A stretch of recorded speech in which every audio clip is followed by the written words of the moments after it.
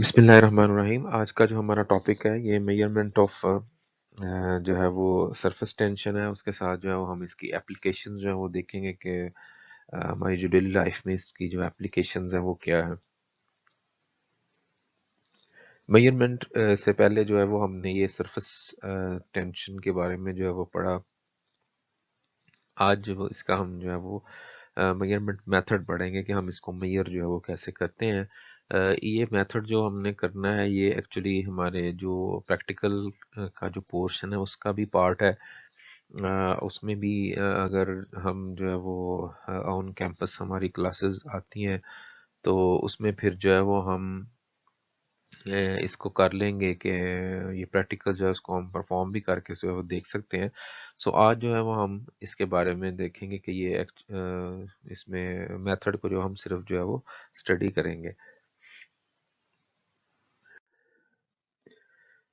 Measurement जो है surface tension की, इसमें हमारे पास दो जो है वो मेजर मेथड यूज होते हैं। एक जो है वो कैपिलरी राइज मेथड होता है। कैपिलरी राइज मेथड जो है उसमें हम कांटेक्ट एंगल जो है वो यूज करते हैं, जिसके बारे में हमने बताया भी था आपको कि कांटेक्ट एंगल जो है वो क्या होता है।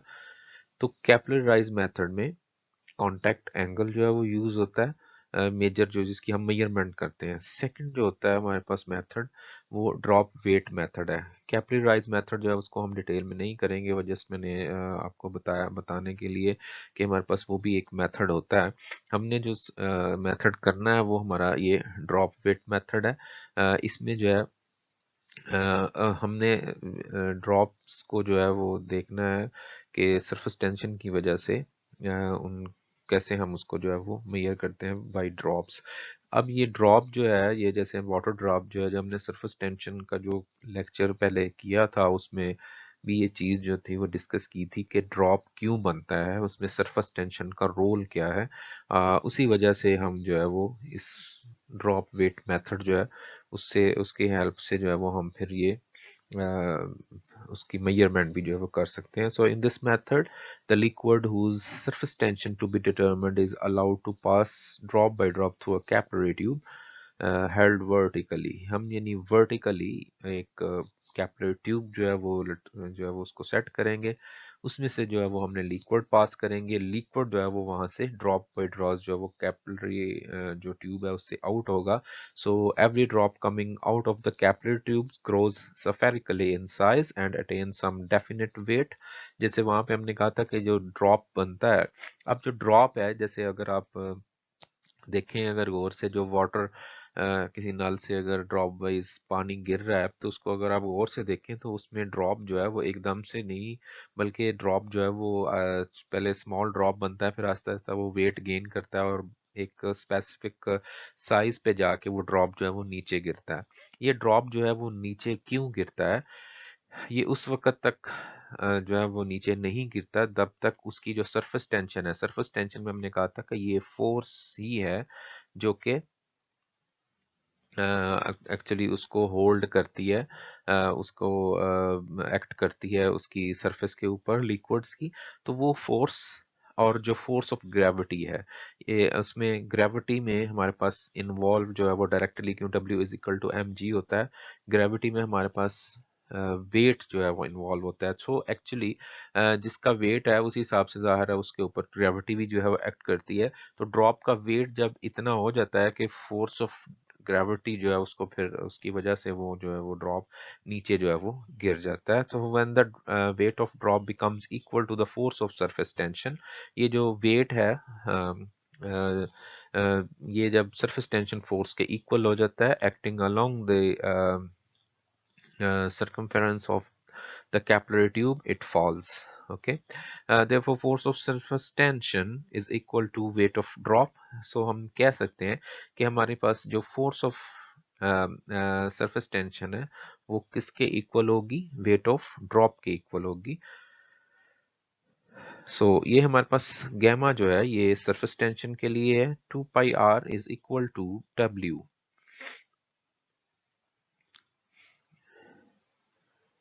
ये जो हमारे पास आएगा ये एक्चुअली ये ही रिलेशन है, surface tension is equal to weight of drop। So surface tension यहाँ पे जो है वो जो है वो गैमा है। बाकी जो हमारे पास 2 पाई आर है, आर जो है ये actually radius of the capillary tube है, क्योंकि हम यहाँ पे कैपिलरी ट्यूब जो है उसमें देखेंगे तो कैपिलरी ट्यूब का रेडियस जो है वो यहाँ पे हमने लेना है।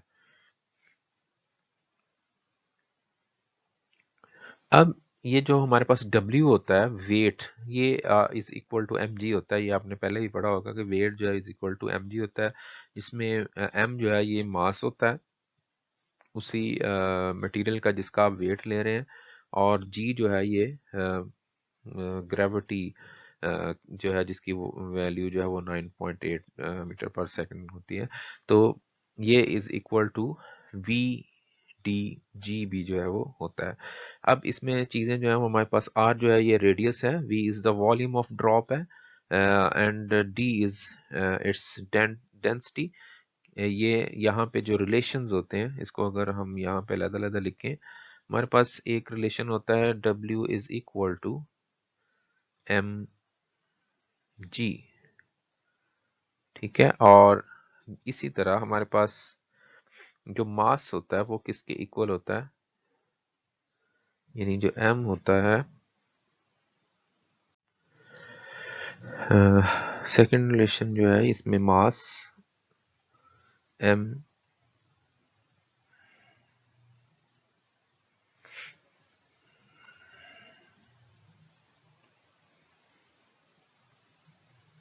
जो होता है ये is equal to v into d होता है किसी भी लिक्विड के लिए।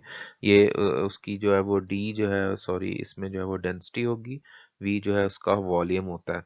तो ये हमने गैमा 2 पाई r जो है ये हमारे पास गैमा सरफेस टेंशन के लिए होगा।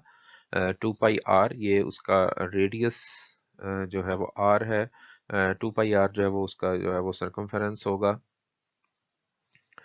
उस कैपिलरी ट्यूब का जो हम जो है वो यूज कर रहे हैं। तो r is the radius of capillary tube.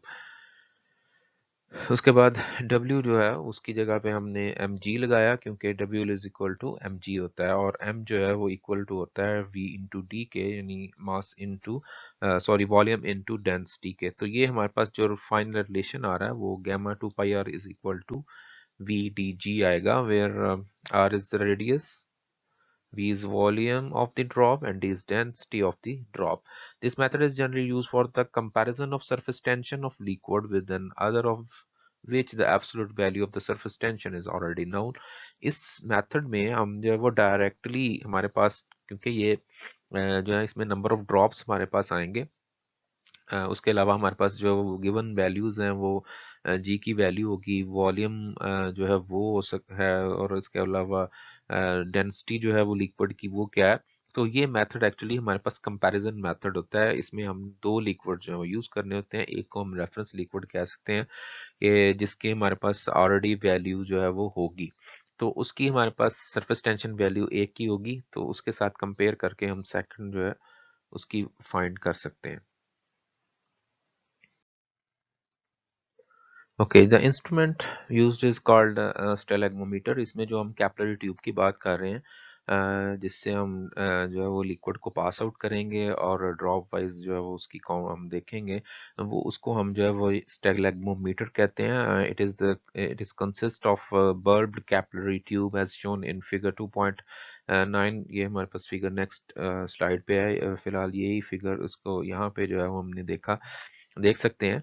ये जो है एक्चुअली एक ट्यूब होती है, ये इसमें लिक्विड होता है।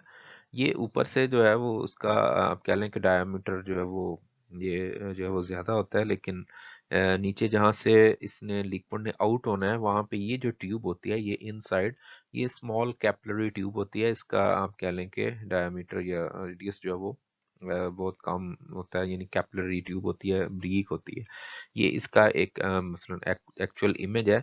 ये जस्ट आप कह लें कि एक शीशे की ट्यूब होती है जिसमें एक ये बल्ब सा बना होता है। तो हम करते क्या है कि यहाँ से जो है वो इसको लिक्विड को जो है वो सक करते हैं शक्कर के साथ, और यहाँ तक एक जो है वो निशान बना होता है जहाँ तक हमने इसको फिल करना होता है, वहाँ पे फिल करके पर बाद में फिर जो है वो हम इसको ड्रॉप वाइज जो है वो नीचे आने देते हैं और यहाँ से हम काउंटिंग करते हैं। ये जो ट्यूब होती है इसके ऊपर एक स्टॉपर लगा होता है, यानी यहाँ से एक रबर ट्यूब के साथ स्टॉपर अटैच होता है, और वो स्टॉपर जो है वो किस लिए होता है, वो होता है actually to control the speed of the drops, क्योंकि आपने ड्रॉप काउंट भी करने होते हैं। तो उसमें टाइम जो अगर उसकी आपने स्पीड जो है वो सेट करनी होती है ताकि आप इजीली जो है वो उसको जो है वो काउंट कर सकें। हमारे पास जो ये सारा ये जो ट्यूब सी है इसको हम स्टेलेग्मोमीटर कहते हैं, और इसमें बल्ब कैपिलरी ट्यूब होती है। The tube is first clean thoroughly with chromic acid, हम इसको इसको क्रोमिक एसिड के साथ साफ करेंगे, then with distilled water and dried, यानी क्रोमिक एसिड के साथ उसको रिंस करें, फिर वो डिस्टिल्ड वाटर के साथ करें, फिर इसको ड्राइड मीन्स के उसको आपने अच्छी तरह क्लीन करना है। Then it is filled up to mark A, यहाँ पे जो मार्क होगा ये मार्क ए है, उस तक हम इसको जो है वो फिल करेंगे with the liquid whose surface tension is to be determined. The liquid is then allowed to fall very slowly in the form of drops which are collected in a weighing bottle. नीचे जो है हमने इसमें जो liquid है, जैसे मैंने आपको बताया कि यहाँ पे स्टॉपर होता है, वो एक्चुअली स्टॉपर जो है वो इसको ड्रॉप वाइज जो है वो नीचे गिराने में जो है वो हेल्प करता है। अदरवाइज ये लिक्विड जो है वो तेजी से फ्लो कर जाता है। अगर डेंसिटी बहुत कम हो, यानी बहुत थिन सा लिक्विड हो, तो वो जल्दी या थिक हो थोड़ा लेट, लेकिन ड्रॉप्स जो है उसको कंट्रोल करने के लिए हमारे पास स्टॉपर होता है, इसलिए हमने इसको स्लोली जो है वो करना होता है। नीचे जो है वो हम ड्रॉप कलेक्ट करते हैं।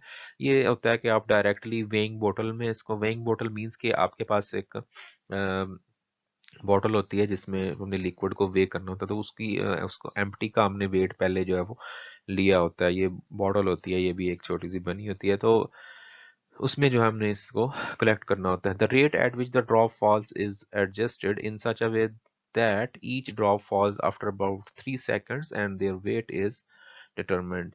यानी हम इसमें फिर ये करते हैं कि हम उसको सेट इस तरह करते हैं कि आफ्टर 3 सेकंड जो है वो एक ड्रॉप गिरे, तेजी से ना गिरे। इसमें ज़रूरी नहीं होता आप 3 सेकंड करें, आप इससे भी स्लो कर सकते हैं, इससे थोड़ा तेज भी कर सकते हैं, लेकिन आपने इतना उसको सेट रखना है ताकि आप ड्रॉप्स जो है वो काउंट कर सकें। ठीक है। So, if W1 and W2 are the mean weights of say 10 drops of liquids, and gamma 1 and gamma 2 are their surface tensions respectively.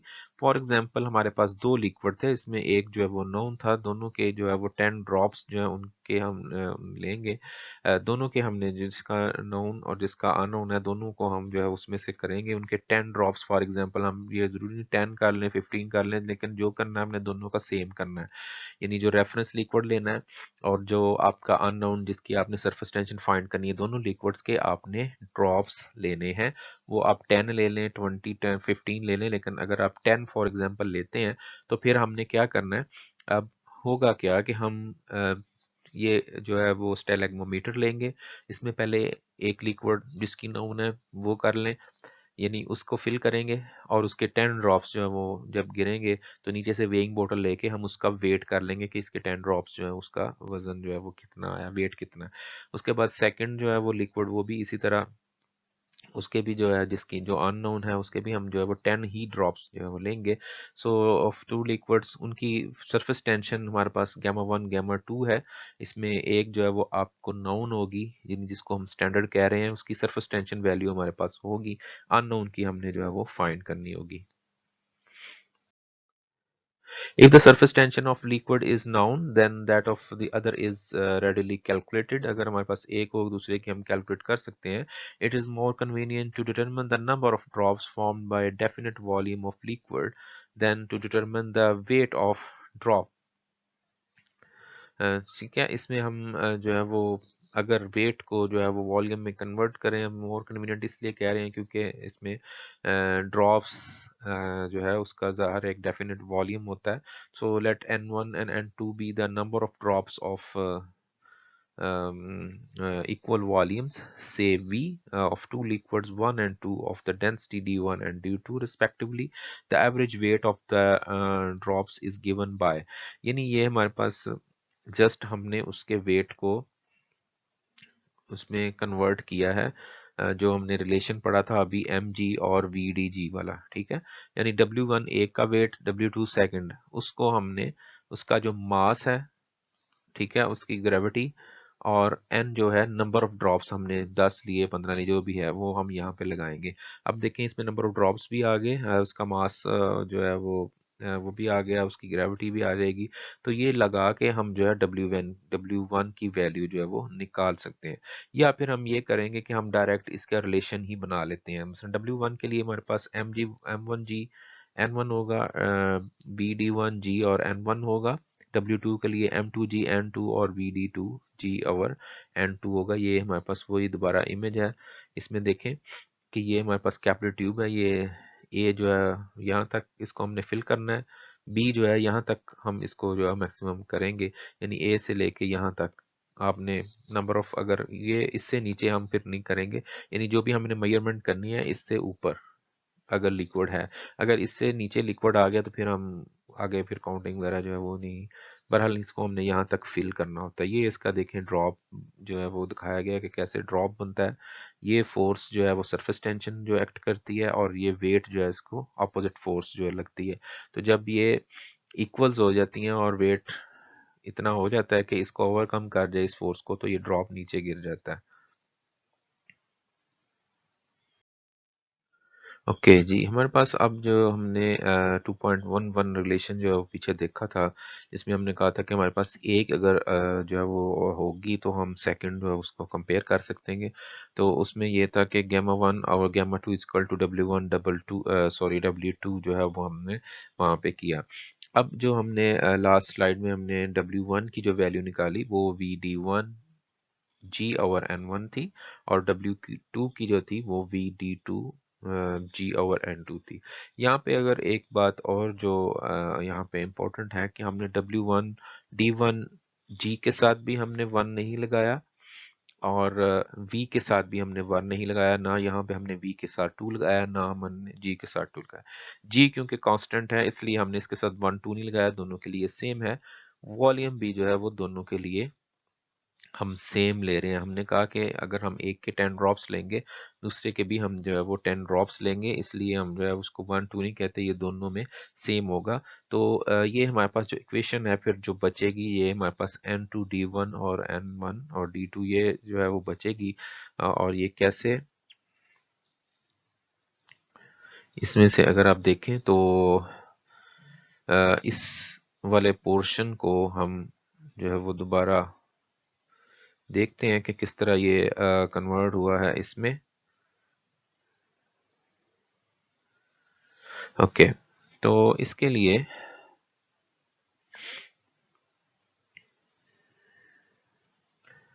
जो हमारे पास D1G और N1 ये जो है, अब हमने करना ये है कि इसको हमने ऊपर शिफ्ट करना है।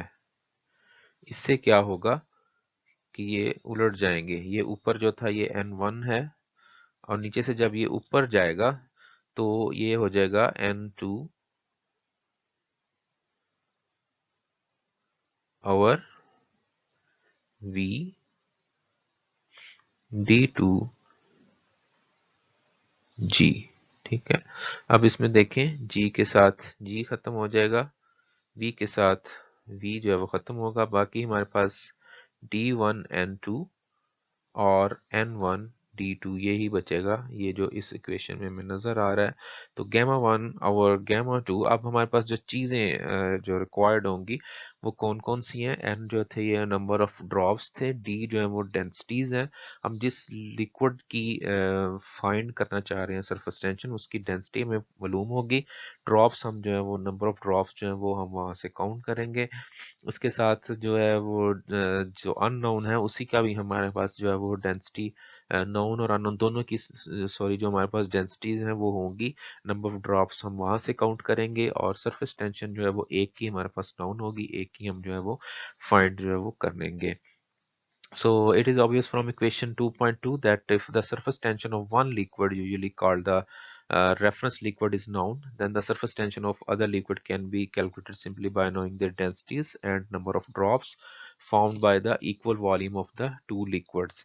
ठीक है, ये हमने इक्वल जो वॉल्यूम्स जो ट्यूब हम जिसमें लेते हैं, सॉरी वॉल्यूम की जब मैंने बात की थी तो मैंने ये नहीं बताया, हम जो ट्यूब हम कहते हैं कि फिल करें अप टू मार्क ए, तो उसमें एक्चुअली वॉल्यूम हम वहीं पे जो है वो फिक्स कर लेते हैं कि हमने मार्क ए तक ही एक लिक्विड लिया, मार्क ए से बी जो दो है उसमें उसके दरमियान उन्होंने रहना होता है। तो आप जो है वो अब जब हम इसको प्रैक्टिकली करते हैं तो फिर हमने ये करना होता है कि मार्क ए और मार्क बी, ये जो हमने नंबर ऑफ ड्रॉप्स इक्वल किए थे, जो हमने पहले बात की थी कि हम फॉर एग्जांपल हम कहते हैं कि दोनों के इक्वल ड्रॉप्स हैं, तो वो हमने किए थे, ये रिलेशन जो हमारे पास आया 2.12 उसके लिए। लेकिन जब हम प्रैक्टिकली करेंगे तो हमारे पास जो दो मार्क्स थे कैपिलरी ट्यूब के अ,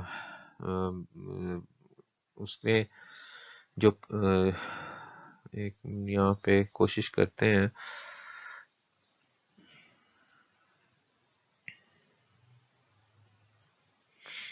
इस तरह की जो हमारे पास थी, एक मार्क ए था और एक मार्क बी नीचे जो लगा हुआ था जो बल्ब के फौरन बाद था। तो ये मार्क ए और मार्क बी जो है यहाँ तक जो है वो हमने लिक्विड जो है वो ए तक फिल करना होता है और इसको बी तक हमने देखना होता है कि उसके नंबर ऑफ ड्रॉप्स कितने हुए हैं। अब हम नंबर ऑफ ड्रॉप्स दोनों के इक्वल नहीं लेंगे, अब हम दोनों के इक्वल वॉल्यूम लेंगे। तो ये थोड़ी सी करेक्शन आपने करनी है कि नंबर जब हमने यहाँ पे जो वॉल्यूम है वो एक्चुअली वो है जो हम ए और बी के दरमियान जो ट्यूब में हम फिल कर रहे हैं वो वॉल्यूम दोनों का इक्वल होगा। अब नंबर ऑफ ड्रॉप्स हमने इस तरह करना है कि ए से हमने इसको स्टार्ट करना है और बी तक हमने इसको लेके जाना है और हमने देखना है कि कितने ड्रॉप्स बने हैं उसके।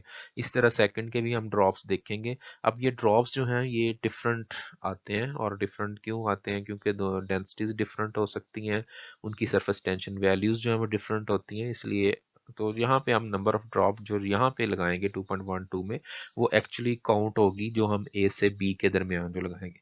तो ये जो है वो हम अगर इसका हमारे पास ऑन कैंपस प्रैक्टिकल का हमारे पास अरेंजमेंट हो सका, क्लासेस अगर आएंगी तो उसमें जो है ये हम करके भी देख सकते हैं। ये तो हम जस्ट कह लें कि क्लासरूम में वाटर की जो है वो हम फाइंड कर सकते हैं, तो ये हम इंशाल्लाह जो है वहाँ पे करेंगे, फिर मज़ीद जो है वो आपको इसके बारे में जो है वो क्लियर हो जाएगा कि हम किस तरह जो है वो इसको फाइंड करते हैं।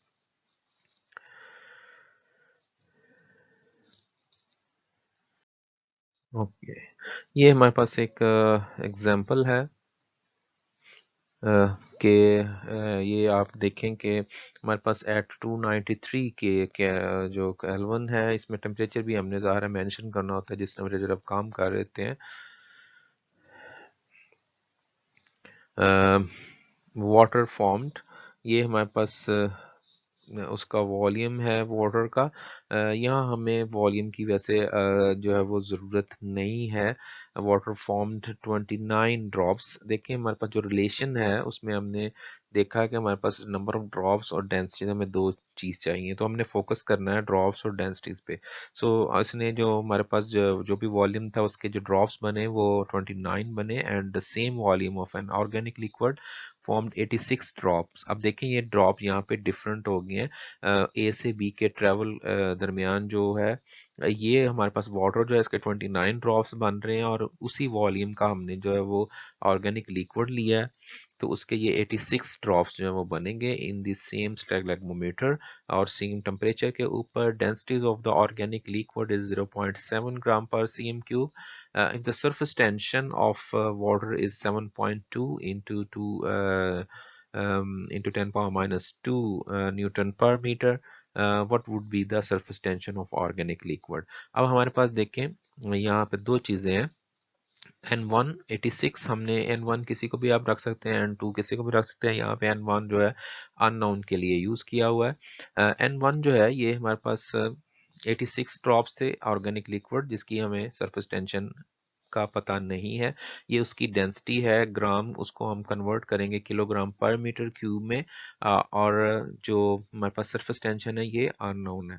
सेकंड जो हमने यहाँ पे वाटर लिया है उसके ड्रॉप्स जो है वो 29 है, उसकी डेंसिटी वाटर की जो है वो 1 इंटू 10⁻³ ये हमारे पास किलोग्राम पर मीटर क्यूब होती है, और ये जो ग्राम पर सेंटीमीटर क्यूब है इसको भी हमने मीटर किलोग्राम में इसलिए कन्वर्ट किया है क्योंकि हम यहाँ पे वाटर की वो ले रहे हैं।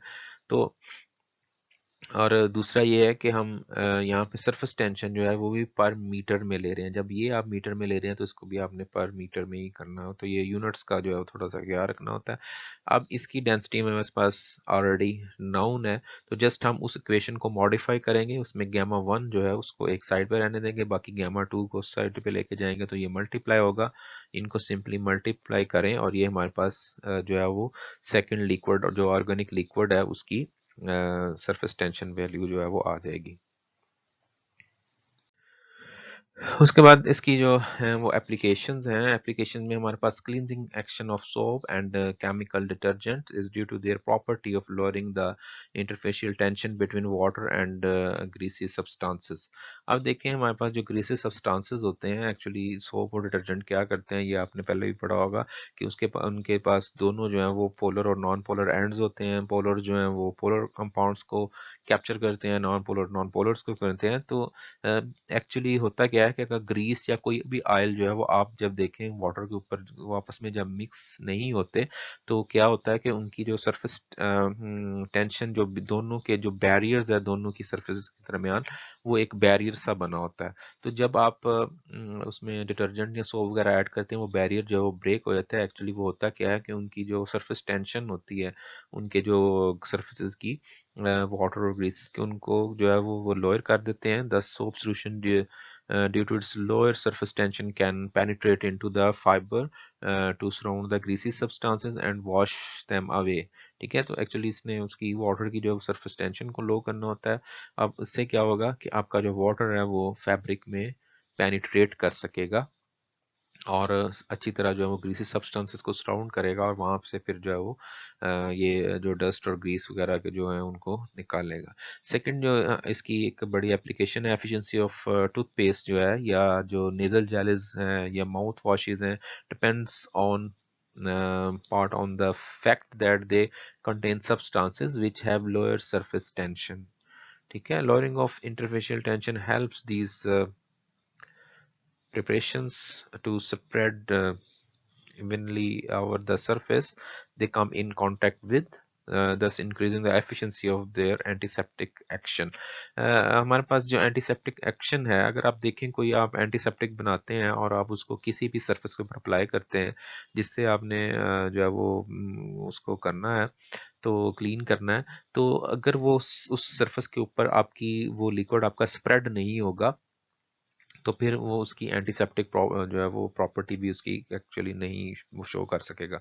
अब स्प्रेड ना होने का मतलब ये है कि जैसे हम कहते हैं कि मरकरी का हमने एग्जांपल की थी कि उसका ड्रॉप जो है वो वेटिंग नहीं करता, वो ड्रॉप ही ऐसे रहता है फैब्रिक के ऊपर आप रखें। जैसे उसके मुकाबले में वाटर लें तो वो उसको वेट कर देता है।